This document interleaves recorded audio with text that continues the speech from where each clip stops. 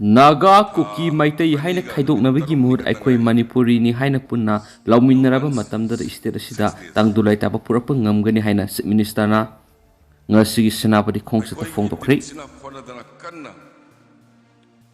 Manipurda thohidaba adugumba conflict ama thokibudugi peace initiative lobidana toan ba organization singna marwaina senapati da leibiriba sing maud leibiriba sing amadi kogi kangpokpi district leibiriba sing punamak tapna wari sare rakanda ngasi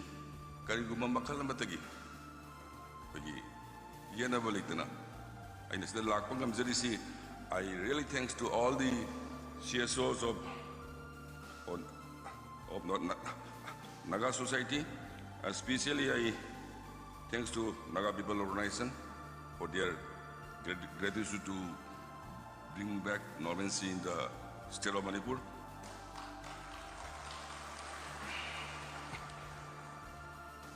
Makatana aina tang tamjaning wasi Manipur se community kuntra tarukna punna khundabal lamni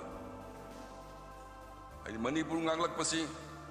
community kuntra taruksina punna ngaglaga ngasi Manipur se leidi bani aduna in a sense Manipur se mini India gumbani yana hanmada aikoi Indian ni ani subada aikoi Manipur Masani, Manipurini. Matamamada, the word Manipuri say, Tanam Tana Pamdra Malehojikti. Nagagi is in so Manipurini highway adre, Meitei highway adre, Regi Kanuka Kuki is in so Manipuri highway adre. But at least we all are belong from Manipur. We are Indian first, then we are Manipuri second. Sige ideas like the Bataragadi, Ekoi, Karamna, quick station, Sakura Katagi City. Simple an example. Singapore, Southeast Asia, quite a part capita income Wangwa, country money. Manipuri, Beligi Lamse, Sidagis with Karpixaba. Ado community Marina Kundai, Mayam Kangi Dumai. We are all Singaporean and Singaporean Haibadugi. Manungda Sap Manaba being a Kanda, Nasi Southeast Asia, Adumba, quite a part capita income Wangwangam Badumba, country Masamoy. So why should not? I call the Manipur community contractor Sigi, I call human resource Watbra, Karida Wali, I call Punjalaga, Amato, Ibagi Wakal Bakalaganda, Manipusi. Wang na pagkasi hay ba si may tamzage loy na na dungay Bharat ki Pradhan Mantri waramba koy Atal Bihari Vajpayee na Northeast India saukatana India saukat pa yaro hay na donor ministry linkatana Northeast Council linkatana Shillong da head office hoy na Northeast India gi Manipur ki Assam ki Nagaland ki toan ba ki development hai tai jengjen na ba mieng lakpa hogi aduna aina thamjaning si kogi senapati sakotna Manipur sakot pa yaroi mau sakotna Manipur sakot pa yaroi impal kata sakol laga Manipur sakol hai pa yaroi aduna ai koi equal development ama taw mathok tai development later part capita income wanga koi kari khatnagani hai baba khati thamjara ganda ngasi Naga people organization na memorandum am bizari establish a medical college koi union government gisu each and every district koi medical college thamo hai basi guideline point yaudran lerabani masi mathang hek lakpa state ki cabinet meeting da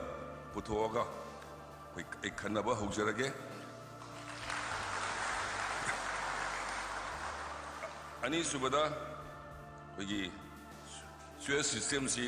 फगतना बाइना अनि सुबदे इबिरे मदो कोई honourable deputy CM ना पीआईसीडी पाइबनी आई हुजिक मदोगी project तो तुना साबिरो इना हाइजरगे Subada, relocation of Senavati police station. By Mapam Java, Sidabu Hosiana, Mayamna Haidagadi, Kaidobugi Arudo, Madu, Kamina Sinsege, I do Tana Gatowina, Sidumatams again. Then, development of Barak Festival site. I'm among the Amuka Barak Turingi Nakan to the Leba Festival to the Amuka Lakshami to Mapamdo Adukimatic project. Masi tourism ki part ama oida banina masi aina hanraga tourism department ka tanaraga anda plus lamdam sigi festival sibu senaraga lakpi deba CSO si ka tanaraga anda karamba design da same sigi haido ai seminar si haibatu ko thamjage loisalak ko once again bagi Nagagi Sinau Sina peace Shanti process, Poraknabo Honabada, Loubiyu Khudong Mayam, I Tamoy the Tamjarakanda, an Angangari Mahomasidagi, a Tanjanjarage, Zaihin. Amaromdana mobile internet thingbagi matam numit nini sangdokre lakliba numaisung numit April gi tang taragani thugi nungthilpung ani phop mobile internet makhatana thingsin khreari thokliba la loisinduna mi hatpa tokhanbiyu SAMPL Manipur gi Chief Minister na nupa thokna Manipur bu nungsiba ifurup yellow mi singbu thamoi singna nungsibi ba tarabadi lamdam sida thokliba lan si loisinduna mi hatpa tokpiyu mi hatpa sing serakpiyu makhatana Manipur gi mapam amatada misam hatan biganu haina sugunu apun maira paibilu SAMPL na lengak taksilakri wapam si tronglau bi gi lebak thiba thawdokta angang ani bom na panbadi gi sikhiba apok mama bu na hospital lekat na khibigi thawdok tu gi makhatana CRPF na misam miam da nomai kapsin wada soon khiba mari shiba phawu yaw khiba tamthi ba thawdo adubu yening da ba phongdok tuna